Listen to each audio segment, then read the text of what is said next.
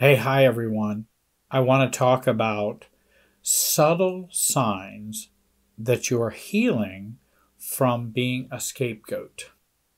I thought this video might be of help to those who have felt like they have been a scapegoat all their lives or have become a scapegoat, and they've been working on it very hard, and it may be hard to see the progress.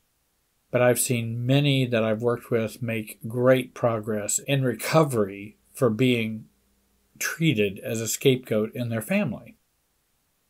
Family scapegoat people, just like the history-old notion about scapegoating, sending a goat out into the wilderness with all the sins of Israel on it, and that we're taking all of our sins, putting them on you, and sending them out into the desert. Families do the same thing. They take their anger, their pain, their discomfort, their dysfunction, put it on this family member so they no longer have to feel it or deal with it anymore. And it's a similar process. And often families are not even aware that's happening. Now, it feels very justified to them, very justified, but they don't see what's underneath it. They don't really see what's going on. But it seems very right to them. And also, it brings in a lot of benefits to them if they scapegoat certain people. There can be some benefits. And so, what are some ways when what are some of those signs that says, hey, maybe I am getting a little better? First, I think about it less.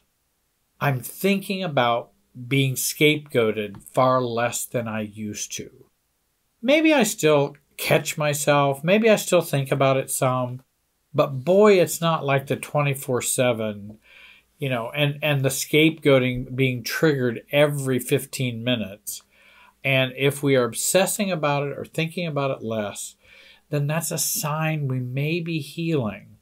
It's just not as important as it used to be. And so that's where I start gaining some internal boundaries or distance from the family or from this role that is just so, can I say Coca-Cola? If you've watched some of my videos, I talk about how we get accused of things. We are distorted when people call us names or say things we've done, which we haven't. It's all just Coca-Cola. They're calling us a Coca-Cola. And how can I be upset with someone who calls me a Coca-Cola?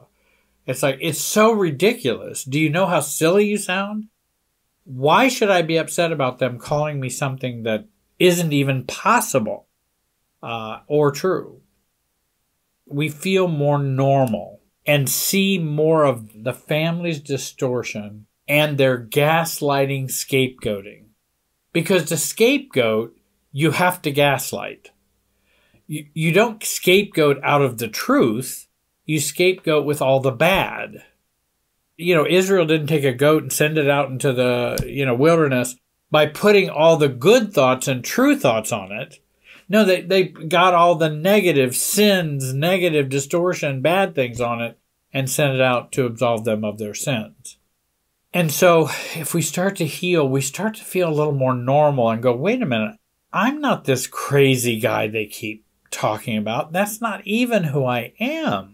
And they are distorting so badly that I kind of get a little more distance from it and distance from the gaslighting, which is that hidden manipulation that they hope will take place, that somehow I can take 2% of a truth and make it this big gaslighting distortion event. And there may be 2% of truth, but that 98% is not true. But we might get caught up in that early on in our life. As we begin to grow, we begin to feel more normal. That, wait a minute, I'm not who they say I am. I just don't even know if I could be who they say I am, even if I chose to. Oh, well, you're just after the money. It's like, what?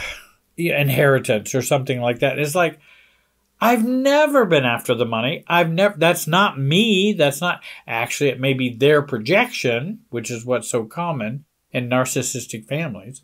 Whenever someone accuses you of something, they probably are revealing something about themselves, especially if it's distorted. And so we tend to feel more normal as we continue in our recovery from being a scapegoat. Another sign that we may be healing is you may be criticizing your family less. You just don't need to talk about how bad your family is or how they lie about you or how they treat you. Or you just don't feel like you need to talk about that all the time. You're reducing how you need to criticize your family and to blame them. And yeah, but they're all wrong. They treat me as a scapegoat. Those things may all be fact, but that doesn't mean I want it to be obsessional with me. I want to grow beyond that, and that I don't need to criticize them. If they're going to hold on to their scapegoating of me, hey, that's their right. Everybody has a right to be wrong, but there are consequences. It would be very difficult to have a good relationship or a close one, or there may be distance involved. There may even be low contact or no contact. That's all I can do. And I'm not choosing it. I feel kind of pushed into doing that by their dysfunctional and toxic behavior. And so we may find ourselves kind of not criticizing them as much. If you want more training on this, I've got more training down in the online program in the description below. Your New Road to Self. That's 45 years of my experience I've tried to bring to this online program with exercises and other perks that come along with it. Also, down there in the description, I have a free training, totally free. Just sign up for it and just watch it, and it's yours. It's called Gaining the Self You Were Never Allowed to Have. So, continuing with signs we may be getting better and maybe healing some as a scapegoat, we begin to see more how my family is caught in this mess kind of as much as I am. They're caught in their own distortions. It is a system failure, and that they're not all just sitting around and making these individual decisions and then having a committee meeting about it. The system that's unhealthy is drawing them into the scapegoating effect. And that, hey, my aunt may have negative thoughts about me because of what she's been told about how I treated my mother, let's say, giving that as an example. She's not sitting down and evaluating that for herself. She's getting caught up in the scapegoating dynamic and this cabal that's emotionally based in the family. I may not like it, and I may not like her thinking about me that way. I'm not so sure how totally personal that is. She's just caught up in this mess. And this is a systems problem. And when I think systems, I tend to calm down more rather than everybody's just out to get me. Now, I will have to say that, people who say, well, the FBI is after me, occasionally the FBI is after you. But most of the time, that's probably a distortion. And so I think that's true with scapegoating as well. And I think the more unhealthy the scapegoating is, the more protection we do need to have for self-protection. We do need to do self-care even more. But if I think more along the lines of systems thinking, I tend to see myself recovering more from that scapegoating role that I've been in. I also begin to realize that the emotional process will have to change before the narrative, the story about me, the projection that's going on of the scapegoating will change. It's not like somebody comes along and tells all these people who are scapegoating you in the family, hey, you're wrong about scapegoating Jerry or Mary or Fred or Bob or Susie. You're wrong for doing that, and that is not correct. Now, why won't they go, oh my gosh, I think I am wrong. I'm glad they told me that, and now I'm not going to scapegoat Mary anymore. Why don't they have that immediate experience of that? Because they've been connecting and someone's been trying to convince them or giving evidence of this dysfunction and toxicity mentally. But the problem is emotional processly, if I can say that. It's the emotional process. And do you know what that requires? A conversion. Hitting bottom. It's much like with an alcoholic or addict. You can tell them all day, you know, this is really killing you. This is terrible. And I'm not saying you shouldn't tell an alcoholic or addict. Your addiction may kill you,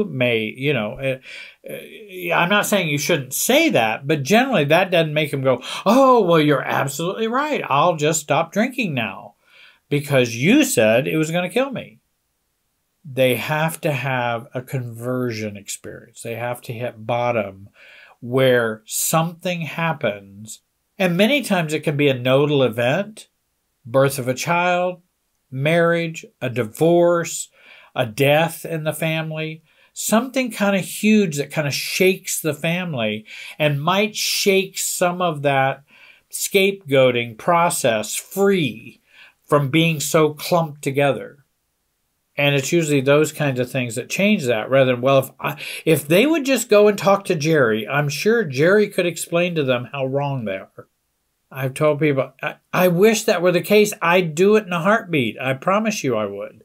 But I just know it's probably not going to happen that way. It does take a conversion. And conversions are pretty major kind of things. Life has to hit them. These lies that they've been telling has to produce some peril or some difficulty. Then that may shake them free from those lies about the scapegoated person. But I've begun to realize that more, and so I'm less personally affected by the role they want to portray me in. And then if somebody says, well, I talked to your family and they just think you've been terrible. Oh, really? Well, that's interesting. If that's what you believe, I think you're believing that at your peril, and I hope you have all the facts. Hope you have a great day. See ya. I'm going to be rest assured in a calm way that I know facts that they don't know. And again, they may not hear me. Some people may, but I'm not going to be defensive about it. Because if I'm defensive, then they're going to go, oh, I'll bet, that family's probably right about Jerry, or right about Mary, or right about Fred, because he's defensive. So, I'll bet they sound guilty. I'm not going to sound guilty. I'm not going to give them that pleasure of me sounding guilty. And then lastly, we can tell that we may be a sign that we're healing from being a scapegoat. We truly see it as a role and not truly who we are. It is a role. And a role is something you play in a play. A role is something you play in a game. A role is something you take on in a business. It's not the true you, it's a role. And we begin to go, I think this is a role. It's not really who I am. It can't be. It's a role. And it's a role I didn't sign up for. I didn't go audition for this role. You didn't need to audition. Your family put you forward for this role and believed you would be the best one to play it. Well, I'm going to start being bad at playing this role. And if I start doing that and seeing it as a role versus truly who I am, then I'm going to go, hey, maybe I'm making some progress on this scapegoating thing after all. Thank you for watching. You have a great day, and be wise.